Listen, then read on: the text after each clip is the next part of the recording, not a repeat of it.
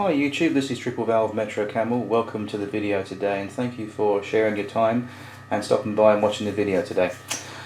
It's not often that I do a review on my YouTube channel. Well, I've done in the past but I haven't done one for a long time. So this one is quite a cool review and it's actually of a modelling product.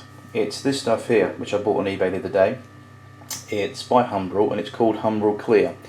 It's a gloss varnish that really works well on acrylic kits or models, and after watching this video you can decide for yourself. If you type in Humbrol Clear in the search engine here on YouTube, it will take you to the Humbrol page and it will show you the Humbrol team applying this clear varnish stuff in front of you on your screens. They're applying it to a model aircraft, and there's two ways you can apply this stuff to any model you've got. So it can be buildings or locos or anything, you name it, on the layout. If you want to use it, you can use a normal paintbrush and you can also use it by an airbrush. Well, I decided to put some of the stuff in my airbrush and see what would happen if I took two Lima locos and a Hornby railroad loco and just decided to spruce them up a little bit and take away that boring factory matte finish and put a nice shine on them. And I'm going to show you exactly what happened.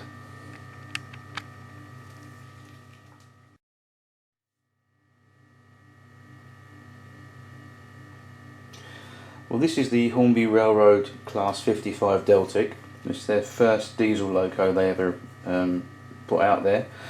It's ex-Lima tooling, but what I've done on my version, I've just got a few enhanced paint jobs on it. As you can see, I've painted the roof grills and the fuel tank silver and a few little bits and pieces on it, such as the cab steps there.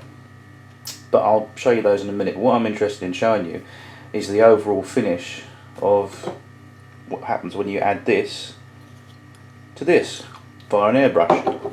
So I'll bring it up to the camera. Actually I won't, I'll bring the camera in.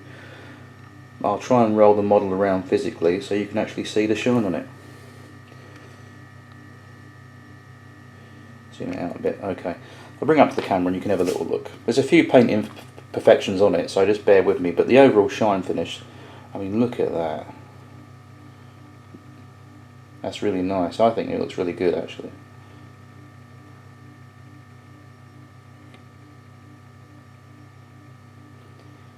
I'm trying to use the light I've got here in the kitchen at home to try and bounce off the shininess of the varnish finish I've got on here now.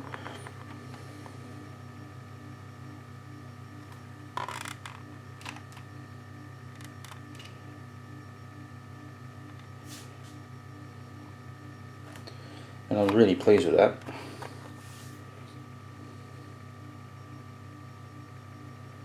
As you can see, there's a nice finish on there. I'll bring up to the camera a little bit. Might be able to see a bit better. And already, if you've got one of these at home that's unpainted, you'll notice that it definitely is different to that matte finish that comes as a standard model.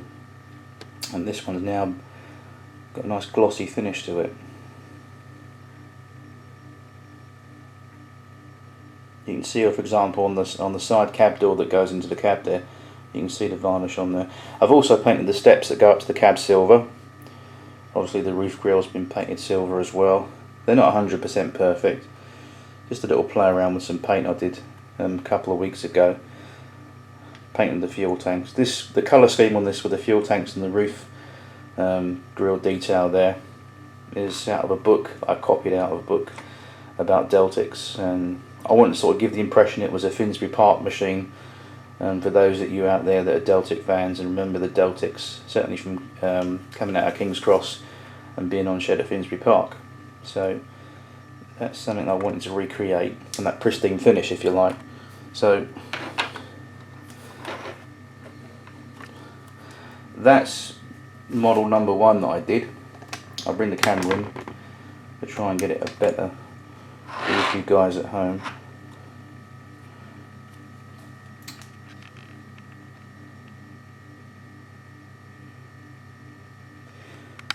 Obviously you can maybe see at home on your computers or devices, whatever you're using to watch this video.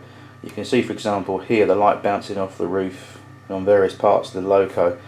You can get a general idea that this stuff here, plug, is really good at highlighting detail and also picking out the various parts on a very basic loco and just bringing to life this loco and giving it a nice pristine finish, and I think it really looks good. Anyways, stand by for model number 2.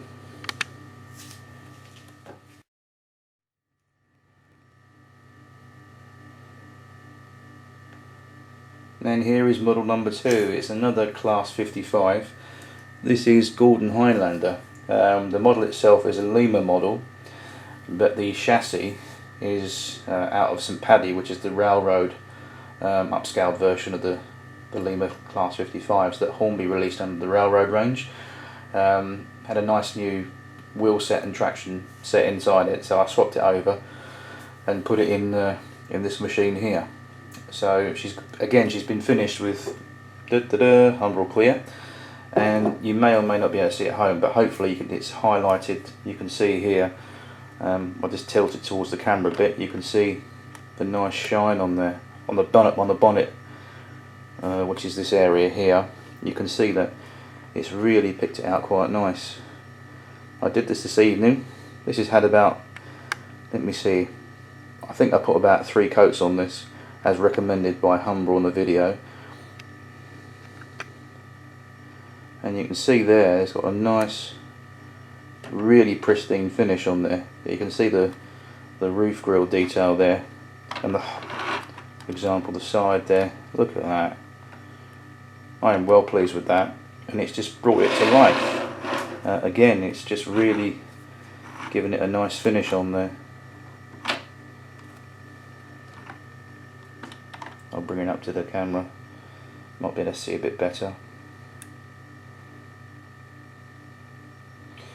But again, it's a basic machine in terms of modelling wise. It's very simple, not a lot of detail. Obviously the Bachmann version is far superior, but it's basically how to take a very simple loco when you're a bit strapped for cash and giving it a new lease of life and to really make it sparkle.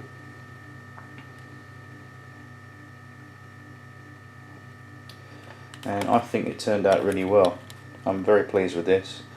The other great thing about it is, if you see the cab windows there, actual glazing inside the windows, Humbrol recommend on their video, again once you watch this video, go to Humbrol Clear on YouTube, and they do actually say that you can dip any window glazing for any kit, dip it in this stuff, and you put it in straight away, just bunk it in the stuff, take it out with a pair of tweezers, let it dry on a piece of kitchen towel for a few minutes, and it comes out like actual glass. It comes out to a really high standard finish, which is great because some of the windows in these old Lima models, they got a little bit gunky and a little bit dull over the period of time. So what I did with mine, the glazing unit that comes out in one big long piece inside, I actually dunked in some Humbrol Clear, stuck it in a little pot, dunked it in there, shook it a few, and basically put it on a bit of kitchen towel, let it dry, and it improves the glazing inside. And I think the whole model is just basically enhanced by giving it a nice paint finish, or should I say varnish finish, with the Humbrol Clear stuff. So I'm really pleased with it. I mean, you may not want to do it at home, or maybe you think the product's crap or whatever, but each to his own. But I'm personally impressed with this, and like I said, I haven't got a lot of money to spare right now to go out and buy an expensive Bachmann version, so I thought this will do, and also it's a nice model. So there we go. Anyways, stand by for the final loco.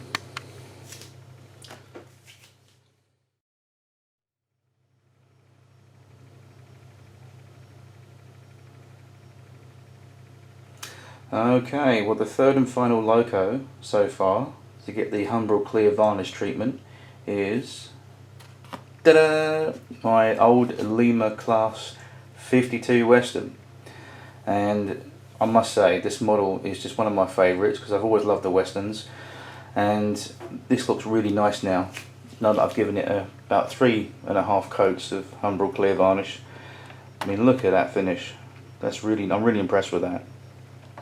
Let's bring it up to the camera, maybe it'll highlight it a bit better.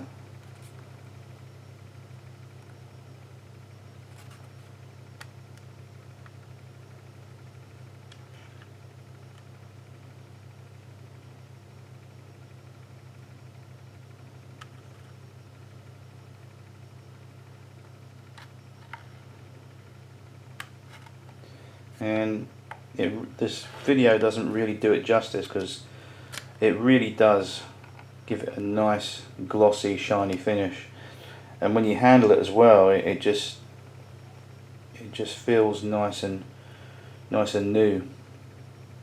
It's got that pristine look and feel to it basically.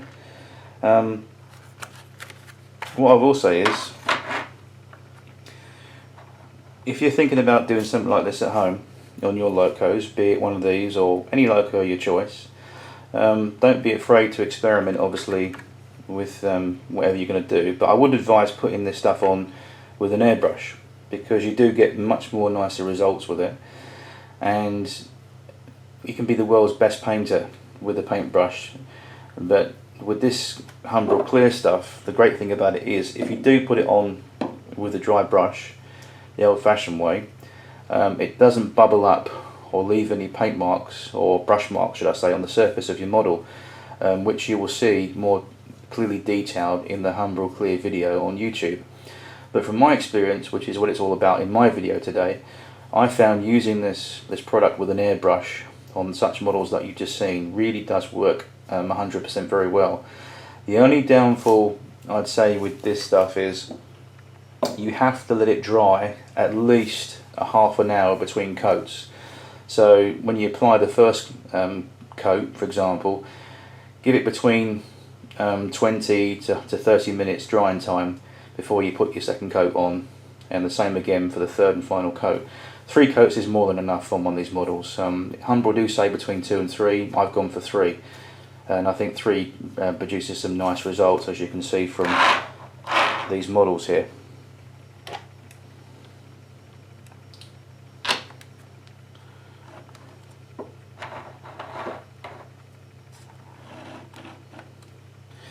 So what I would say also is, if you're going to use the airbrush to put this stuff on, my advice would be to put your compressor setting to about 20. 20 is perfect. Humbrol do remind you in the video to obviously set your compressor stuff and your equipment to about 20 psi. The reason is, if you give it too much of a high pressure, much like any paint you're going to, or any liquid you're going to put in the airbrush, it's going to spew it out at quite a rapid rate of knots, and you don't want that. With the Humbrol Clear varnish, I found that correctly setting the PSI setting to about 20, it spits it out at a nice even rate that's not too powerful, but also is not too weak. So 20 PSI is about right. That actually was correct in what they said, and I tried it out for myself, and obviously this results are here. Actually applying the stuff is very easy. Once you load your airbrush up, you put this in straight as it is from the bottle, so just tip it into the cup on your airbrush. You don't need to dilute it with any thinners, you can use it straight out of the bottle, and once you're ready to go, you just very lightly spray left and right at a nice even pace from end to end, keeping the airbrush moving all the time, and do about, say, between 2 to 3 coats, and that's what happens. Make sure you leave drying time in between each coat, as I mentioned, and that's about it really. The only thing I would suggest as well, if you're going to clean the airbrush afterwards, as I found out, I obviously rinsed it out with some white spirit or airbrush cleaner, and it works well, but unfortunately the varnish reacts to the white spirit, and you get these little white residue marks inside your airbrush.